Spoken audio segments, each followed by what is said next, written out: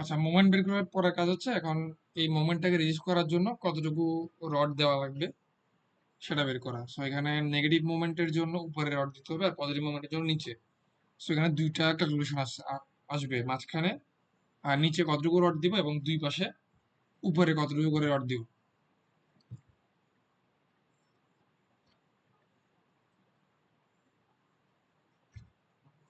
আচ্ছা, maximum rod use করতে পারবো হচ্ছে ρ.005। সো ম্যাক্সিমাম লিমিটটাকে বের করে নিছে 0.85 beta 1 fc prime by f y epsilon u by epsilon u plus 0.005।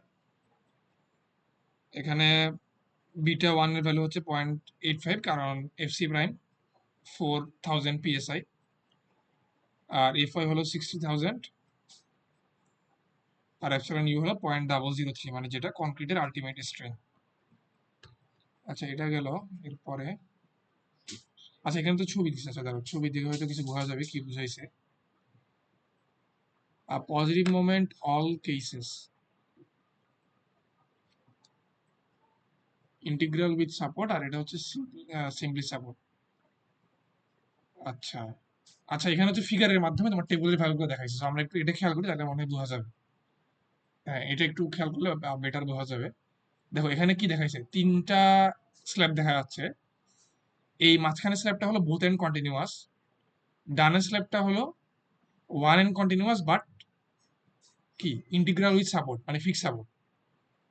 আর বামের যে স্ল্যাবটা ওইটা হচ্ছে ওয়ান এন্ড কন্টিনিউয়াস বাট এক পাশটা কি সিম্পলি সাপোর্ট বা নট রেস্ট্রেন্ট।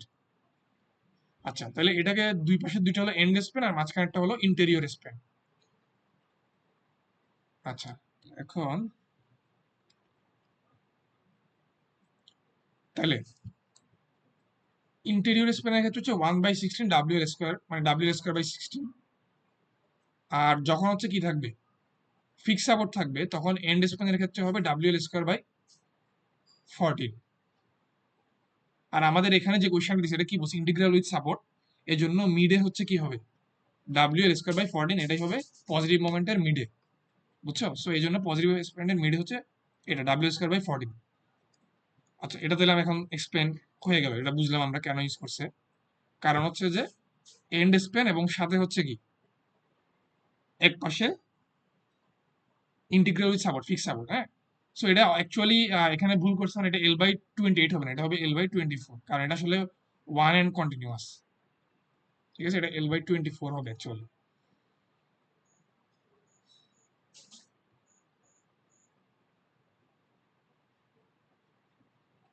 আচ্ছা, এরপরে নেগেটিভ মোমেন্টের ক্ষেত্রে একটু খেয়াল করি। নেগেটিভ মোমেন্টের ক্ষেত্রে দেখো প্রতিটা স্ল্যাবে কি দুইটা করে নেগেটিভ মোমেন্ট, মানে এই পাশে নেগেটিভ মোমেন্ট এই পাশেও নেগেটিভ মোমেন্ট। আমরা যে ইন্টেরিয়র স্প্যানটা দেখি। আচ্ছা, আমাদের এই ক্ষেত্রে তো আর ইন্টেরিয়র স্প্যান না, এই ক্ষেত্রে হচ্ছে এক্সটেরিয়র মানে এন্ড স্প্যান। সো এটা দেখি একটা ইউজ করছে 1/9, তাহলে 1/9 করছে কোনটা, 1/9 করছে এইটা। এখন এইটা কেন করলো এটা একটু তাহলে বোঝার চেষ্টা করি। একটা করছে 1/9 আর একটা করছে 1/24 at interior support at exterior support। আচ্ছা, 1/24 এক্সটেরিয়রে 1/24।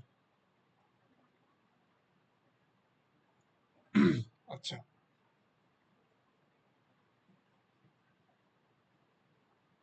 Interior exterior interior. আচ্ছা, এখানে একটু খেয়াল করো ইন্টেরিয়র সাপোর্ট কোনটা আর এক্সটেরিয়র সাপোর্ট কোনটা বোঝাচ্ছে। ধরো আমাদের বিমটা কার সাথে মিলে, আমাদের বিমটা হচ্ছে এই যে সবার ডানে যেটা এই বিমটার সাথে মিলতেছে মূলত। এটা হচ্ছে ওয়ান এন্ড কন্টিনিউয়াস এবং integral with support, one end continuous এবং ইন্টিগ্রাল উইথ সাপোর্ট। সো এই স্ল্যাবের যে ভ্যালুগুলো ওগুলো আমাকে ইউজ করতে হবে, ওয়ান এন্ড কন্টিনিউয়াস এবং ইন্টিগ্রাল উইথ সাপোর্ট। আচ্ছা, যেমন এখানে মিড স্প্যানের ভ্যালু কোনটা নিছি, এই স্ল্যাবেরটাই নিছি। আচ্ছা, এখন এখানে ওয়ান এন্ড কন্টিনিউয়াস মানে এক পাশে কন্টিনিউয়াস আছে আর এক পাশে কন্টিনিউয়াস হয় নাই। সো যে পাশে কন্টিনিউয়াস হয় নাই ওটাকে আমরা বলবো কি এক্সটেরিয়র সাপোর্ট, মানে বাইরের দিকে যে সাপোর্ট ওটাকে আমরা বলবো এক্সটেরিয়র সাপোর্ট।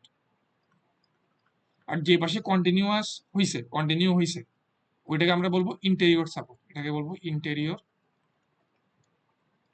সাপোর্ট। আচ্ছা, সো এক্সটেরিয়র সাপোর্ট আর ইন্টেরিয়র সাপোর্ট দুই পাশে কিন্তু নেগেটিভ মোমেন্টের ভ্যালু আলাদা। আচ্ছা এখন দেখো এক্সটেরিয়র সাপোর্ট যেটা এখানে দুইটা ভ্যালু লিখছে, একটা লিখছে WL²/24 আর একটা লিখছে WL²/16। কোনটা কখন?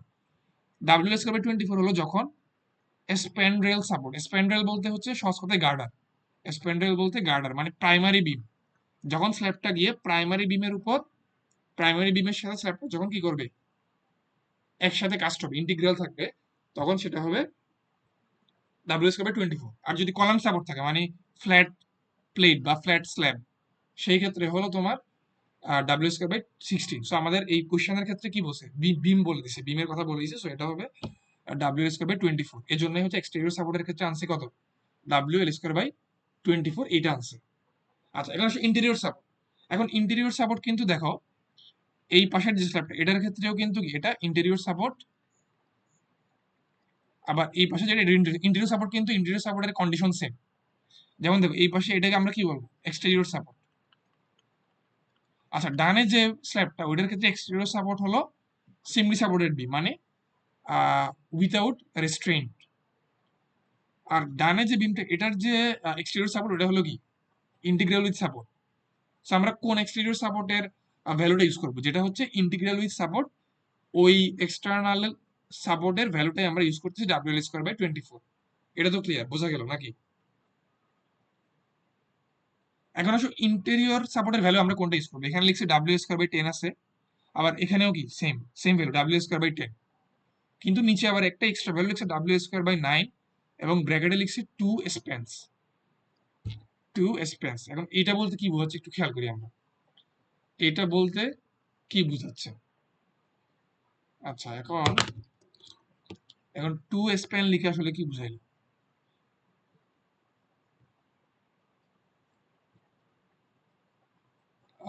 এখানে লিখছি 2 space more then 2 space at exterior face of first interior support, first interior সাপোর্টের এক্সটেরিয়র ফেসে। আচ্ছা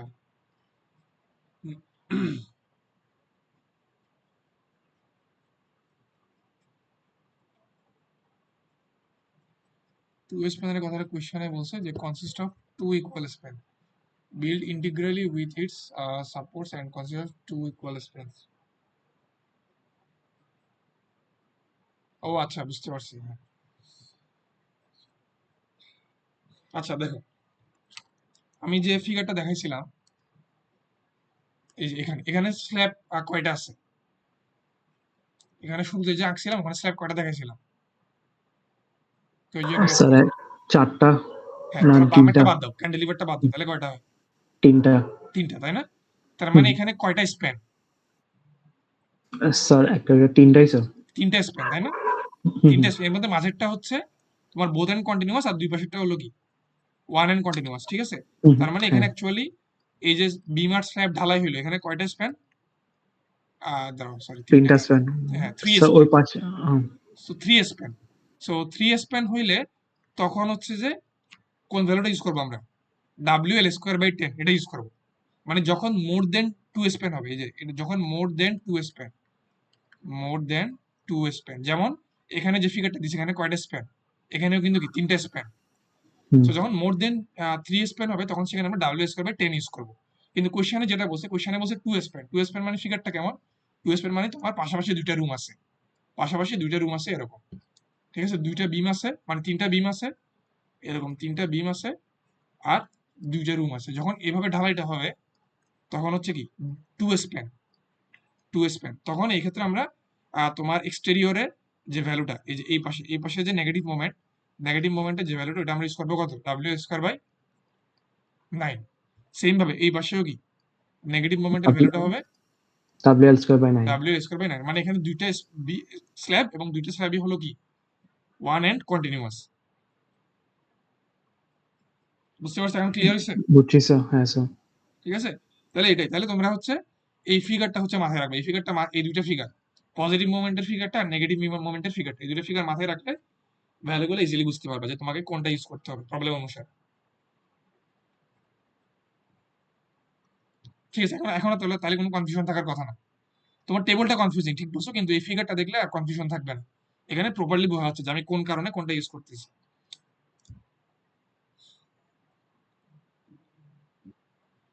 আচ্ছা ঠিক আছে, তাহলে শুধু তোমরা হচ্ছে এই ভ্যালুটা চেঞ্জ করে নেবে, এখানে L/24 ইউজ করো। L/24 ইউজ করলে এটা হয় কত, 15 × 12 / 24 ইকুয়ালস 7.5। সো এখানে থিকনেসটা কিন্তু ভালোই বেড়ে যাচ্ছে, 7.5 আসতেছে। So এটা একটু তোমরা 7.5 ইউজ করি। টেবল 12.1 লিখছে রেফারেন্স। সো টেবল 12.1 যদি আমরা দেখি, হ্যাঁ এই তো 1 এর কন্টিনিউয়াস হলে L/24। সো ঠিক আছে, এটা আসলে এখানে ভুল হয়েছে।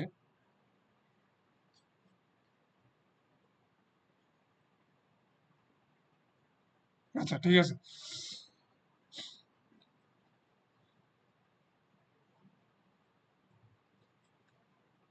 আচ্ছা এর পরেরটা দেখি।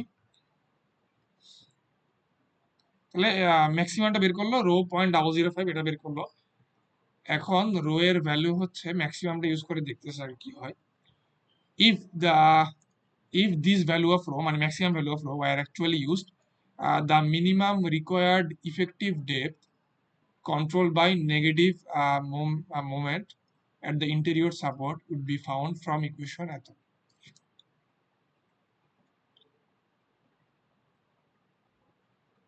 আচ্ছা, তাহলে এখানে বলতেছে যে মোমেন্টের কারণে মিনিমাম থিকনেস আমাকে কত দেওয়া লাগবে, মিনিমাম ইফেক্টিভ ডেপথ কত থাকা লাগবে এটা বের করতেছে। মিনিমাম ইফেক্টিভ ডেপথ কত থাকা লাগবে। তাহলে দেখো, তাহলে এখানে যে স্টেপগুলো করছে আমি এক্সপ্লেন করতেছি, পরে ফাইনালি হচ্ছে তুমি এক্সামের মধ্যে জাস্ট কোন কোন স্টেপগুলো করবা ওইটা আমি ফাইনালি পরে বলবো। আপাতত মানে তোমার এই ম্যাথের আনসারের ক্ষেত্রে যে যে স্টেপগুলো আছে বা যে যে কাজগুলো ওরা করছে ওগুলো আমি একটু এক্সপ্লেন করে বলি। আর শুরুতে বের করছে minimum thickness required from formula. From হচ্ছে তোমার ফর্মুলা না বলে এটাকে বলি from maximum reinforcement ratio. Maximum reinforcement ratio. আচ্ছা, L/24 যেটা ইউজ করছি ওটা হচ্ছে কোড থেকে আসছে, ওটা কোনো মানে ফর্মুলা ইউজ করে করি নাই, ওটা জাস্ট কোড থেকে একটা স্পেসিফাই করে দিছি। এখন দেখতেছি মোমেন্ট রিলিজ করার জন্য মিনিমাম কত থাকা লাগবে। আচ্ছা, তাহলে এটা কিভাবে বের করবো, এটা বের করার জন্য আমরা বিমের ক্ষেত্রে যে ফর্মুলা দেখে আসছিলাম, ডিরেক্ট ফর্মুলা যেটা ওটা ইউজ করছে।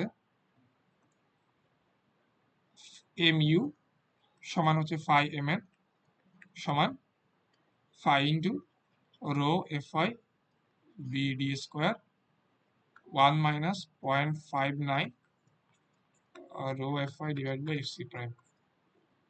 তো এখানের মধ্যে রো এর ভ্যালু বলতে ওই রো ম্যাক্সটা ইউজ করছে, রো 0.005। আর বি এর ভ্যালু কত হবে, বি এর ভ্যালু হচ্ছে তোমার 12 ইঞ্চি। 12 ইঞ্চি কেন, কারণ আমি স্ল্যাবটাকে অনেকগুলা বিম হিসেবে চিন্তা করতেছি শুরুতে, 12 ইঞ্চি উইডথের অনেকগুলা বিম। সো বি এর ভ্যালু হবে 12 ইঞ্চি। আর F Y F C prime তো জানোই, ফাই হলো 0.9, যেহেতু বেন্ডিং মোমেন্ট এখান থেকে শুধুমাত্র ডি আননোন, সো ডি এর ভ্যালুটা বের করে ফেলবো, ডি স্কোয়ার। সো ডি এর ভ্যালু বের করবো, তাহলে ডি এর ভ্যালুটা কত আসছে দেখি। ডি এর ভ্যালু হচ্ছে 2.28 ইঞ্চি, মানে এটা ইফেক্টিভ ডেপথ। ইফেক্টিভ ডেপথের সাথে এখন আমরা ইয়ে যোগ দিব, কি যোগ দিব, ইফেক্টিভ ডেপথের সাথে হচ্ছে কাভার যোগ দিব, মানে 1 ইঞ্চি, তার মানে 3.8 ইঞ্চি। মানে 3.8 ইঞ্চি হইলে কি হবে, সে ওই মোমেন্টটাকে রেজিস্ট করতে পারে। সো মিনিমামটা আমি কত দিচ্ছি, 7.5 ইঞ্চি দিচ্ছি ধরো। মানে ধরো এই ক্ষেত্রে যেটা করছে ওরা, ওরা যে 6.5 ইঞ্চি ধরছে, সো ওরা 6.5 ইঞ্চি প্রোভাইড করতেছে, সো সমস্যা নেই। মানে ধরো 6.5 ইঞ্চি হচ্ছে কি মিনিমাম কোড রিকোয়ারমেন্ট। যদি তোমার এখানে ক্যালকুলেশন করে ধরো ডি এর ভ্যালু আসলো, ধরো ডি এর ভ্যালু আসলো সে 6.8, হ্যাঁ এটার সাথে তুমি এক যোগ করে দেখলে 7.8, তার মানে 7.8 ইঞ্চি তোমার মোমেন্ট রিচ করার জন্য লাগতেছে। হ্যাঁ, সো তখন তোমার 6.5 ইঞ্চি দিলে হবে না, তোমাকে কি করতে হবে, 7.8 ইঞ্চি দিতে হবে। মানে দুইটার মধ্যে যেটা বড়, মানে L/24 আর তোমার এই ক্যালকুলেশন থেকে দুইটা থেকে যেটা বড় হয় ওইটাই তোমাকে কি করতে হবে, প্রোভাইড করতে হবে আর কি। আচ্ছা যাই হোক, এবং এখানে এম ইউ বলতে এম ইউ বলতে ম্যাক্সিমাম যেটা, নেগেটিভ মোমেন্ট আর পজিটিভ মোমেন্টের মধ্যে ম্যাক্সিমাম যেটা, যেমন এখানে তিনটে ভ্যালুর মধ্যে ম্যাক্সিমাম কত ছিল, 6.43, এটা ছিল ম্যাক্সিমাম। সো ম্যাক্সিমাম ভ্যালুটা বের করছে, ম্যাক্সিমাম ভ্যালুটা ইউজ করছে। আচ্ছা, এটা গেলে এটা জাস্ট একটা চেক চেক হিসেবে ইউজ করছে। এরপর এখন এরিয়া বের করি, এরিয়া কতটুকু লাগবে। আচ্ছা, এখন এরিয়ার জন্য স্যার ফর্মুলা, ম্যাথটা কি করাই দিবেন? মানে আমি নিজে লিখে করে দিতাম এটা বলতেছো? জি স্যার। হ্যাঁ, আচ্ছা, ওইটা করে দিলে তোমাদের যেটা সুবিধা। আচ্ছা, আমি একবার মানে গো থ্রু করে যাই, মানে একবার এখানে যেভাবে করছি এক্সপ্লেন করে যাই, এরপরে আমি নিজে হচ্ছে তোমাদেরকে করে করে দিব, ঠিক আছে? এখন এক্সপ্লেন করে এটা একটু মনোযোগ দিয়ে শোনো, তাহলে আমি করে ওটা তোমাদের গ্রুপে দিয়ে দিব, তাহলে তোমরা আশা করি বুঝতে পারবো, ঠিক জি আছে? মানে স্যার। গুছাই দিব আর কি, গুছাই ধরো কোনটার পর কোনটা করবে স্টেপ বাই স্টেপ একটু গুছাই লিখে দিব, ঠিক আছে? আমি আপাতত এখানে যেভাবে লিখছি ওইটা একটু এক্সপ্লেন করে যাই, এটা খেয়াল করো, তাহলে গোছাই যখন লিখে দিব তখন এটা বুঝতে পারবে ইজিলি। আচ্ছা, এরপর এখন এরিয়া বের করতে হবে। তাইলে এরিয়ার জন্য যেটা করছে যে এরিয়ার জন্য হচ্ছে এম ইউ সমান phi m n equals phi m n, মানে হচ্ছে s F y d minus a by two, মানে আলাদা ফর্মুলা যেটা ওইটা। এখানে ডি এর ভ্যালু হচ্ছে থিকনেস যেটা আমি সিলেক্ট করছি, থিকনেস যেটা আমি সিলেক্ট করলাম ওই থিকনেস থেকে কি করব, থিকনেস থেকে কাভারটা বাদ দিব, তাহলে হচ্ছে ইফেক্টিভ ডেপথ ডিটা পাবো। হ্যাঁ, যেমন এখানে এখানে ওরা সিলেক্ট করছে কত, 6.5 ইঞ্চি সিলেক্ট করছে থিকনেস। সো এই থিকনেস থেকে এক বাদ দিলে 5.5 ইঞ্চি, এটা এই ইফেক্টিভ ডেপথের এই ভ্যালুটাই ডি এর মধ্যে ইউজ করছে, ঠিক আছে? এখন এর ভ্যালু কত, এর ভ্যালু তো জানো না, সেখানে দুইটা কম্বাইন করে ইউজ করবা, মানে লাস্ট ক্লাসে টি বিমের ক্ষেত্রে যেটা দেখাইছিলাম, যখন আমি এরিয়া বের করবো তখন দুইটা কম্বাইন করে ইউজ করব, তাহলে বেটার হয়। যে একটা হলো এটা, আর একটা হচ্ছে 0.85 F C prime A B equals S F Y, এখানে বি এর ভ্যালু হলো 12। হ্যাঁ, তাহলে আমার মূল কাজ হলো কি, দুইটা ইকুয়েশন, দুইটা আনলাম, এস এর ভ্যালুটা বের করা লাগবে, এস এর ভ্যালুটা বের করা লাগবে। তাহলে আমি এই ইকুয়েশন থেকে এ এর ভ্যালুটা বের করে নিব।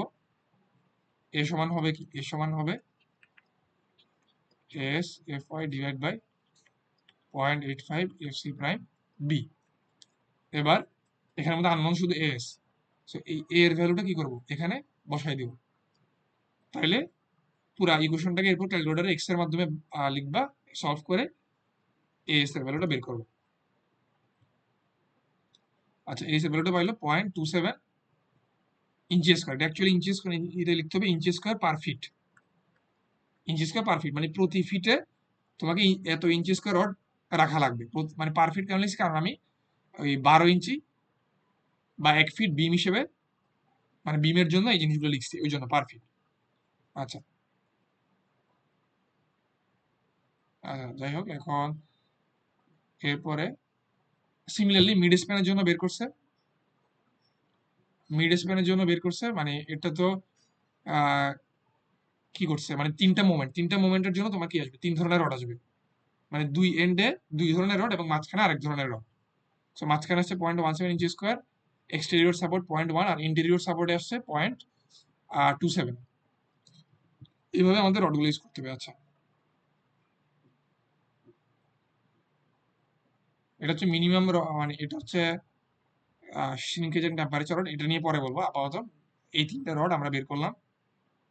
এবং শিয়ারেরটাও পরে আসতেছি, শিয়ারের কারণে যে চেক, শিয়ারের কারণে একটা চেক দেওয়া লাগে। তাহলে আপাতত তিন ধরনের রড পেয়েছি। এখন দেখো এটা ডায়াগ্রামে কিভাবে দেখাবো, ডায়াগ্রামে দেখা দিলেই ফাইনালি আমাদের শেষ আর কি।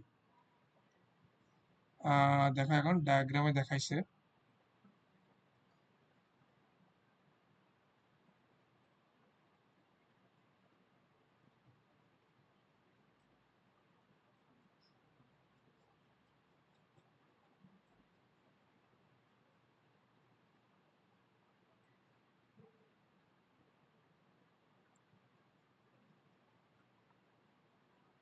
ফোর এ 12.4 বি।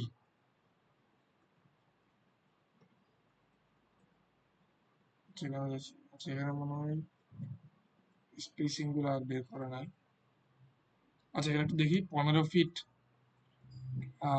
ইয়ে ছিল স্প্যান, মাঝখানে হচ্ছে দেখো কি করছে, নাম্বার 4 @ 10 ইঞ্চি সেন্টার টু সেন্টার বের করছে। এখন 10 ইঞ্চি কিভাবে পাইছে, 10 ইঞ্চি কিভাবে পাইছে এটা এখানে বের করে দেখায় নাই, এখানে বের করে দেখায় নাই, এটা আমি দেখাবো 10 ইঞ্চি কিভাবে পাইছে। আপাতত মানে জাস্ট এরিয়াটা বের করছে। এখন এরিয়া থেকে স্পেসিংটা কিভাবে বের করতে হয় এটা হচ্ছে দেখাবো নেক্সট ক্লাসে। মানে ধরো বিমের ক্ষেত্রে কি করি আমরা, বিমের ক্ষেত্রে ধরো একটা এরিয়া পাইছি, এবার একটা এরিয়াটাকে মিলিয়ে দিই যে কয়টা রড হলে মিলবে, 2টা নাম্বার 9 বা 2টা নাম্বার 10 এরকম হলে মিলে যাবে। কিন্তু স্ল্যাবের ক্ষেত্রে তো হচ্ছে কি, লম্বা জায়গা জুড়ে তোমাকে একটা নির্দিষ্ট স্পেসিং পরপর ইউজ করতে হবে। স্ল্যাবের ক্ষেত্রে আমরা কি বলি না যে এতটা রড ইউজ করো, 10টা রড 12টা রড দিব, এরকম বলি না, আমরা বলি কি কত নাম্বার রড দিব এবং কত স্পেসিং এ বসাবো এটা বলে দিই। কারণ বিমের ক্ষেত্রে তো জাস্ট উইডটা ছোট, যে ধরো 12 ইঞ্চি বা 14 ইঞ্চি এরকম উইড বা 16 ইঞ্চি, কিন্তু স্ল্যাবের ক্ষেত্রে তো অনেক বড়, 10 ফিট 15 ফিট, যেমন এটা 15 ফিট। হ্যাঁ, তো আমরা যেটা এরিয়াটা বের করছি, এরিয়াটা বের করছি কি 12 ইঞ্চি থিকনেসের জন্য, 12 ইঞ্চির জন্য বের করছি। এখন পুরোটার জন্য কত স্পেসিং এর রড বসাবো এটা হচ্ছে বের করতে, যেমন এখানে নাম্বার 4 @ 10 ইঞ্চি বের করছে, মিডলে বসাইছে।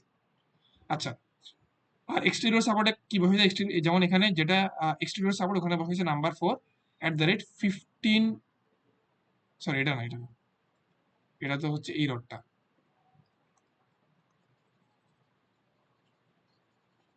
ইন্টেরিয়রে বসাইছে এই যে ইন্টেরিয়রে যে রডটা ওইটা বসাইছে কিভাবে, নাম্বার 4 @15 ইঞ্চি সেন্টার টু সেন্টার।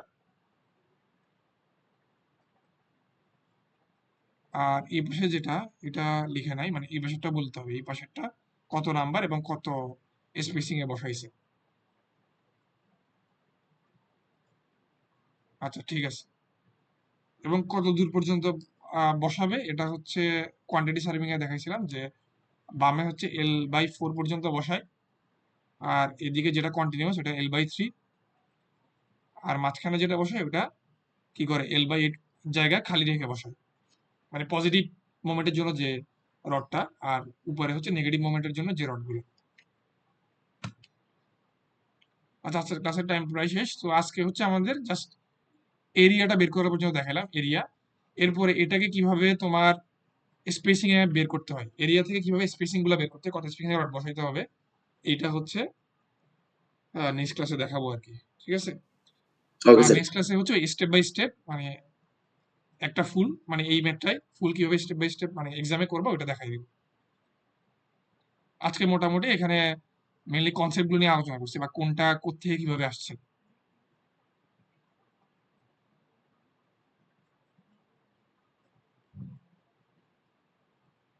ঠিক আছে, তাহলে আজকের ক্লাসে এতটুকু, আমি তোমাদেরকে ভিডিও রেকর্ড গুলো দিয়ে দিব। আর যারা হচ্ছে প্রেজেন্ট আসো তাদের হচ্ছে কি আলাদা করে রোল কল করবো এখন, করুন স্যার, হ্যাঁ স্যার। বললে ভালো হয়, হয় নাকি? জি স্যার। হ্যাঁ স্যার। হ্যাঁ স্যার। আচ্ছা ঠিক আছে, যারা তোমাদের কষ্ট করে জয়েন দিয়ে থাকো তাদের রোল কলটা নিয়ে ফেলি একবার। আর রেকর্ডটা স্যার। হচ্ছে আমি দিয়ে দিব, সো যারা কোনো কারণে মাঝখানে থাকতে পারে নাই, কোনো নেটের প্রবলেমের কারণে বা কারেন্ট চলে যাওয়ার কারণে, so তারা হচ্ছে রেকর্ডটা দেখে নিতে পারবা, বা যারা পুরো ক্লাস ছিল তারাও চাইলে কোনো জায়গায় কনসেপশনে ঝামেলা থাকলে রেকর্ডটা আরেকবার দেখতে পারো। আর ওকে নেক্সট স্যার। ক্লাসে এটা নিয়ে মানে আরো আলোচনা করব, সো এটা এখনো মানে ফুল কমপ্লিট হয় নাই, নেক্সট ক্লাসে আরো আলোচনা করব। স্যার নেক্সট ক্লাসে হচ্ছে ম্যাথটা কিভাবে ফ্লো করে মানে আপনি মানে হ্যাঁ স্টেপ নেক্সট ক্লাসে কেমনে করা যায় ওটা নিয়ে একটু একটা ক্লাস নিলে ভালো হবে স্যার। কিসের তখন বুঝি নাই, আমাদের কিসের বুঝি নাই? না নেক্সট ক্লাসে স্যার এই যে 12.1 যে ম্যাথটা করেছেন স্যার, হ্যাঁ এটা এটা ফুল মানে বললাম তো, এটা ফুল শুরু থেকে কেমনে স্টেপ বাই করব স্টেপ করাই দিব। ওই ক্লাসটা একটু হ্যাঁ তবে এই কাজটা ফলো করলে ওটা বুঝতে সুবিধা হবে, মানে ঠিক ওখানে আমি আছে। খুব বেশি ইলাবোরেটলি আর এক্সপ্লেন করবো না, জাস্ট স্টেপ বাই হ্যাঁ স্টেপ করে দেখাই দিব। ঠিক আছে স্যার। আচ্ছা একটু দাঁড়াও, আমার হচ্ছে কলমটা একটু